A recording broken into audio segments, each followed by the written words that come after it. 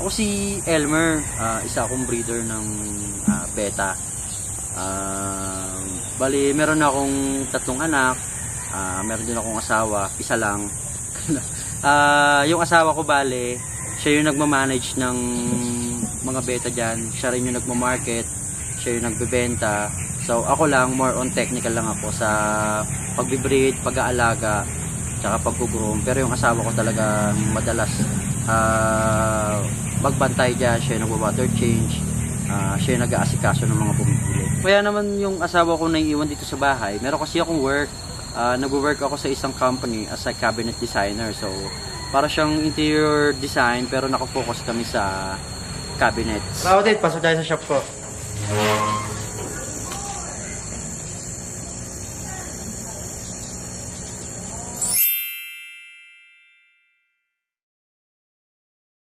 Kung puro rep tub naman yung nasa labas, Otit, ano naman yung makikita natin dito sa loob? So sa labas, yung mga reptop doon, yun yung grow out ko kasi doon ako nagpapalaki. Dito sa loob, ito na yung bentahan grounds ko. Yung galing sa labas, pag malaki na, dito ko na nilalagay. Meron ka rin pala DTPK, Blue Ring. So isa yan sa masasabi kong rare sa mga collection ko. So bali ito, sarili kong materyales. Hinihintay ko na siya kinokondisyon ko pa siya, then diyan ko siya ibibigay. Angas mo, double kill siya, Otit, na Blue Ring talagang. Kasi kadalasan nakikita natin, HMPK, no? Ganda.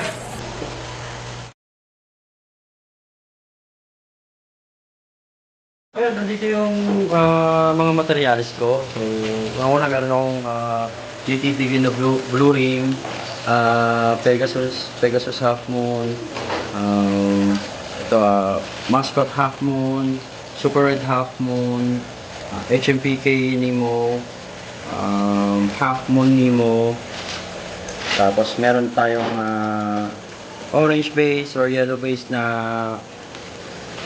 Mascot Crown Tail. Meron ding red Mascot Crown Tail na cross ray.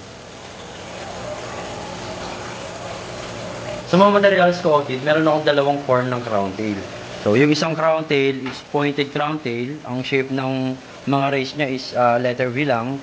Then, meron din ako ng cross ray crown tail. Yung mga stalks niya is naka-cross. Nakikita niyo sa video.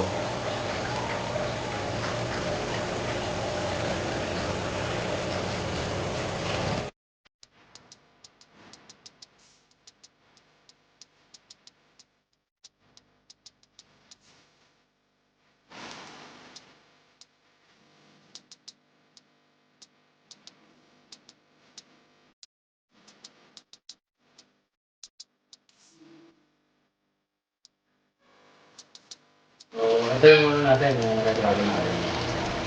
Otit, ang kapal ng pins ng Red Dragon mo, no? Ilang months na to? 4 months na siya, Otit. So, kung mapapansin nyo, yung ulo niya, hindi pa buo yung ano. So, mabubuo pa yan kasi bata pa naman sila. Ano pong meron tayo dito, Otit? So, meron din tayo ditong Black Samurai na HFPK, na sarili ko ding breed. Ayan, 4 months na din sila. Meron din tayong Salamander na Half Moon, Dumbo Ear. Meron ding HMPK na Half Moon na Dumbo Ear. Otit, dito naman, bakit naka-ride yung mga nandito na beta tank? So, ito Otis, yung mga multi natin na Half Moon na pinapakulay ko. Kaya naka-ride ka dito. Mga ilang days yan dyan, Otit? Sa Martanisan? Or papalit ka ng 3 days, Mart 3 days? Ganun din. Transition ako eh. Weekly lang ginagawa ko eh. Weekly, medium talisay lang. Then, yung isang week medium talisay, yung sumunod na week at talisay. Martanisan? Pambenta mo rin yun nandito? Mga Super Black, DTPK at saka Red Devil DTPK. Otit, ba't mababa ngayon yung mga water nila dun sa beta tank? So, well, kagagaling lang kasi nila dito sa jar eh. So, kalilipat ko lang sa kanila dito. So, tinitrain ko pa sila into pellets para pag di kasi nila kinain yung pellets, mapupulit yung tubig nila. Madali ko sila iwa-water change. Kung baka konti lang yung tubig na masasayang.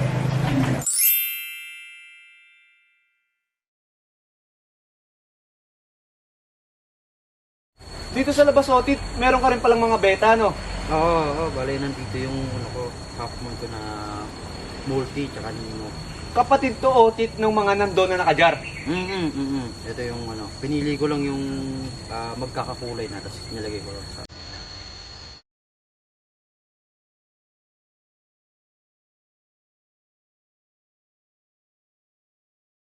Ilang months na rin tong mga nandito otit? Dito mga 4 months na to. Yung hindi ko- Dalaki no? Oo.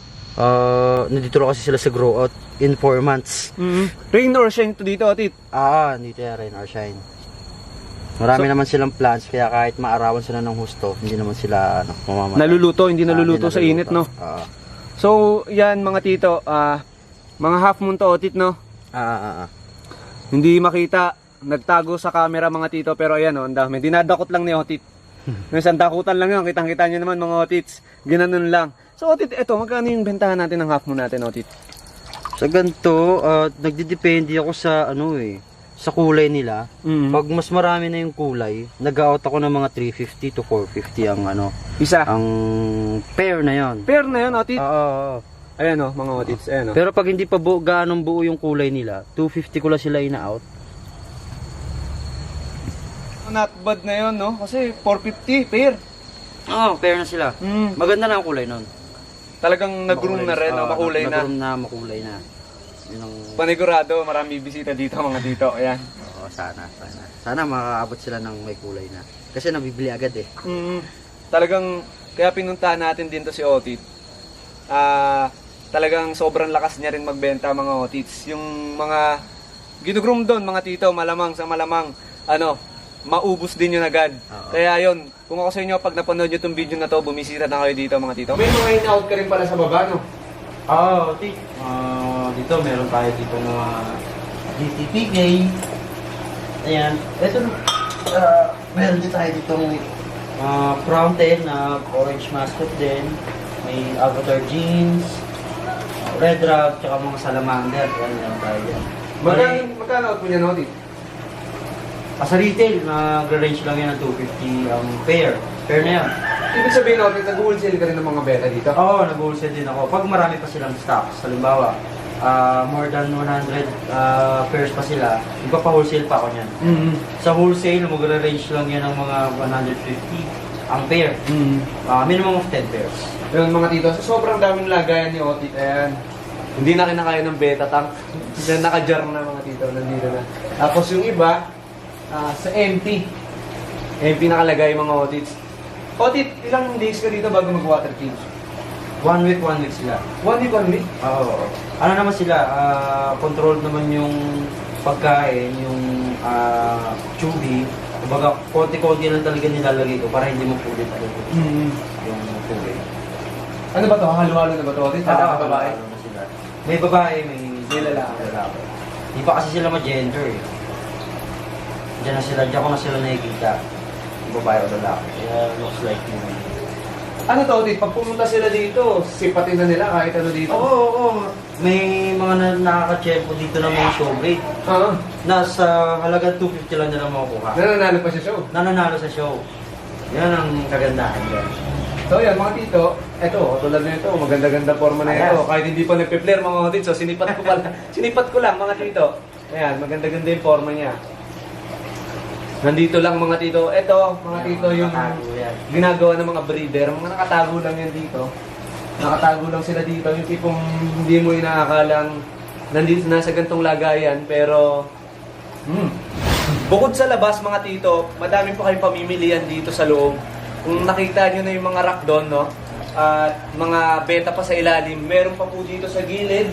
Sobrang daming betang pamimilian dito. Yan, mga nakatago lang din mga tito. Nandito lang sa mga MP cat. At dito naman mga tito, ayan, nakikita nyo ba yung grow out na yan? Sobrang dami ring benta dito mga Otits na pinapalaki pa.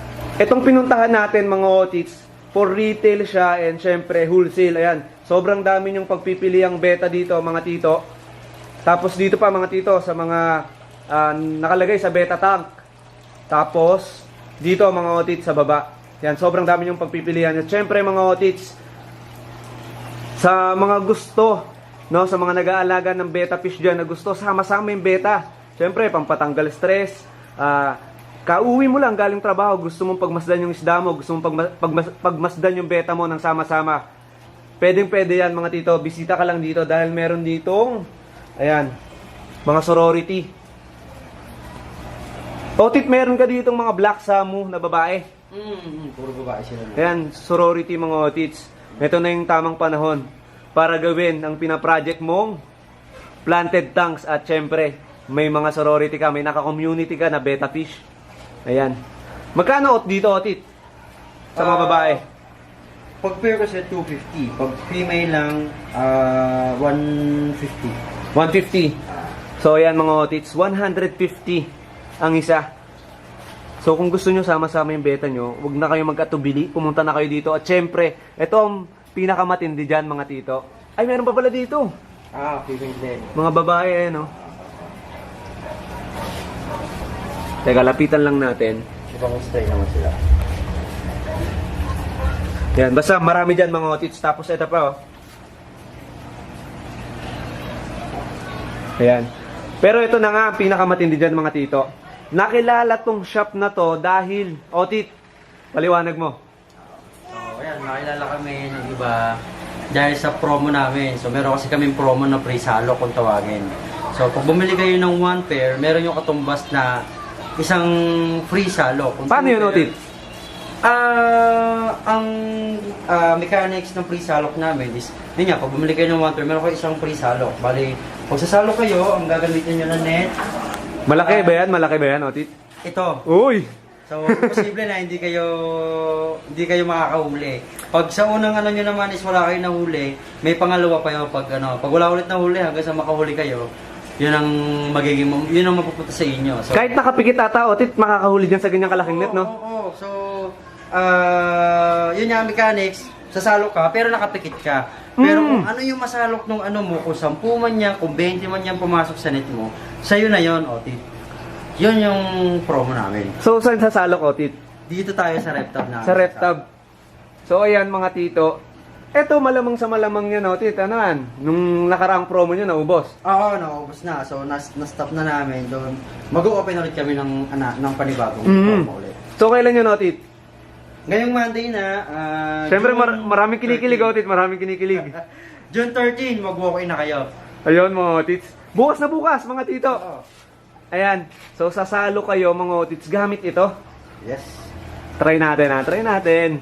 So, mga tito, ito daw yung parang trademark ng shop na to, kaya nakilala ng lubos. Itong free salok, kaya hindi tayo alis dito, mga tito. Hanggat di natin na-experience to. Kunyari lang, Otit, bumili ako. Diba? Kunyari lang naman. Pero at least, diba, sinasabi ko, hindi talaga ako bumili. May free salok tayo, mga tito. Ayan. Kailangan ba nakapigit, Otit? Yes, sorry. Kailangan nakapigit. Meron na ba? Meron na ba, Otit?